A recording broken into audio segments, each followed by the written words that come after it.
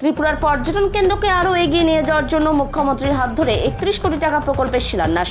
ত্রিপুরা পর্যটন দপ্তরের উদ্যোগে পর্যটন কেন্দ্রগুলোকে আরও ঢেলে সাজানোর উদ্দেশ্যকে সামনে রেখে 31 কোটি টাকারও বেশি ব্যয়ে শুক্রবার ত্রিপুরার 2 জায়গার পর্যটন কেন্দ্রের বিভিন্ন প্রকল্পের শিলান্যাস করেন মুখ্যমন্ত্রী ডাক্তার মানিক সাহা।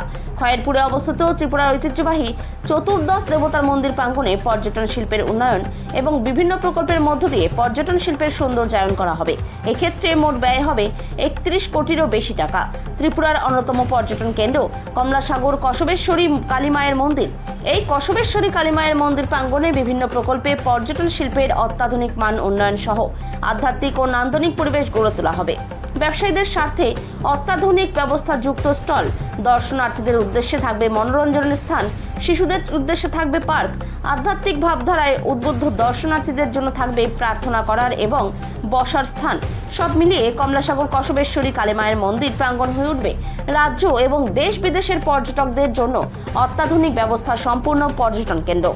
এর জন্য পর্যটন দপ্তরের ব্যয় হবে মোট 18 কোটিরও বেশি টাকা। শুক্রবার এক নান্দনিক অনুষ্ঠানের মধ্য দিয়ে কমলাসাগর কসবেশ্বরী মায়ের মন্দির প্রাঙ্গণে এই প্রকল্পগুলির ভিত্তিপ্রস্তর স্থাপন করেন মুখ্যমন্ত্রী ডাক্তার মানিক সাহা।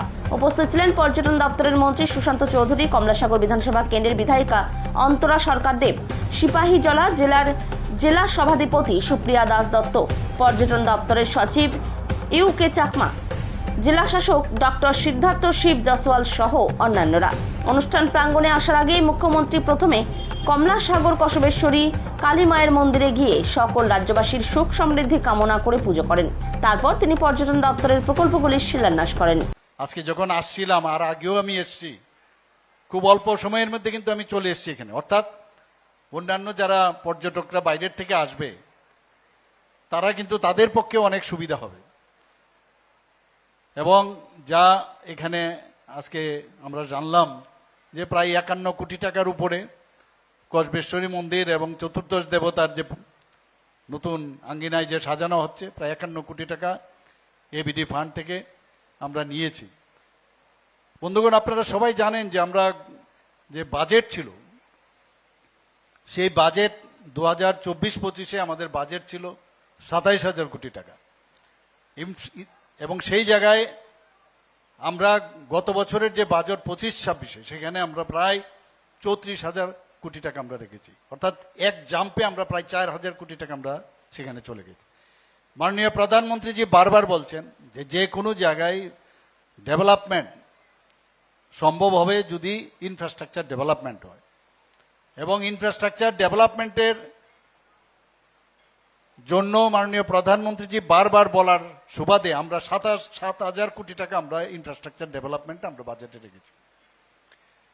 এখন আমাদের যে বাজেট, ইনফ্রাস্ট্রাকচার তো বিভিন্ন কারণে আমাদের করতে হয়, স্কুল হোক, হেলথের বিষয়ে হোক, আজকে খেলাধুলার বিষয়ে হোক, পর্যটনেরই হোক, সব দিকে আমরা এই ইনফ্রাস্ট্রাকচার ডেভেলপমেন্টের জন্য আমরা কাজ করছি।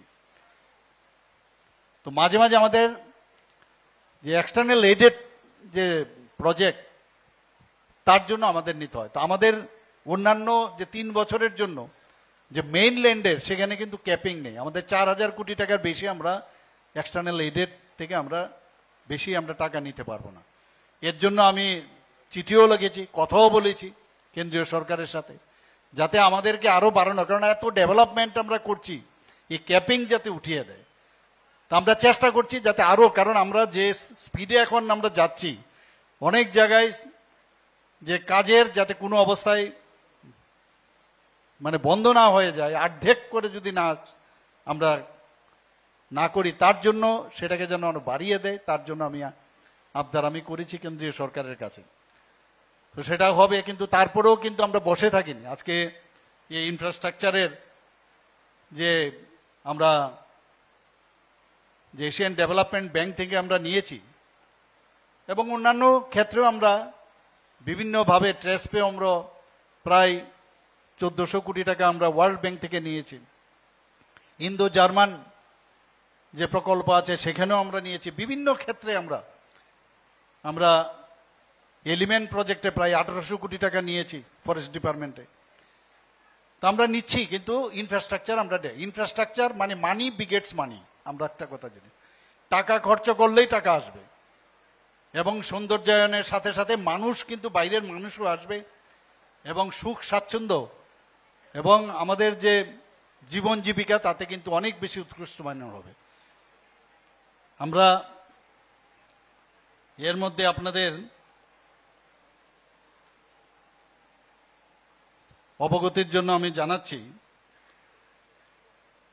যে এখানে দুটো যে আমাদের যে ধর্মীয় পর্যটন কেন্দ্র সেটাকে আমরা উচ্চমানের উচ্চ গ্রামের যাতে হয় সেই দিকে কিন্তু আমরা চেষ্টা করছি। আমরা জানি এখানে কসবা কালীবাড়ির এবং এই চতুর্দশ দেবতা মন্দির সেখানে কিন্তু প্রতি বছরই মেলার আয়োজন হয় এবং এই মেলাতে সেপ্টেম্বর অক্টোবর মাসে যে ভাদ্র মেলা সেটা এই আমাদের কসবেশ্বরী মন্দিরের সামনে হয়ে থাকে এবং শুধু ত্রিপুরার মানুষ না, ইভেন বাংলাদেশ থেকেও মানুষ এখানে আসে। আমরা ছোটবেলায় এটা দেখেছি এবং এমন একটা অবস্থা ছিল এখানে যে এটাকে মানে মনে হতো যে এইভাবেই বুঝি জীবন, এইভাবেই বোধহয় চলবে, কিন্তু এখন আমাদের দৃষ্টিভঙ্গি পাল্টে গেছে। আপনারা টিভির স্ক্রিনে আপনারা দেখেছেন কত সুন্দরভাবে আগামী দিন এখানে যে পুরাতন যে আমাদের ধর্মীয় স্থান সেটাকে বজায় রেখে যে স্বাচ্ছন্দ্যের যে বিষয় সেটা কিন্তু এখানে পর্যটন দপ্তর থেকে এখানে করছে। আমাদের তদ্রূপ যে খার্চি পূজা যেটা হয় সেখানেও কিন্তু প্রতি বছর জুলাই মাসে সেখানেও প্রচুর সমাগম হয়। আমাদের মাননীয় বিধায়ক শ্রী রতন চক্রবর্তী মহোদয় বলেছেন যে সেখানে প্রায় 15-20 লক্ষ লোক 7 দিন সমানে সেখানে মানুষের সমাগম হয়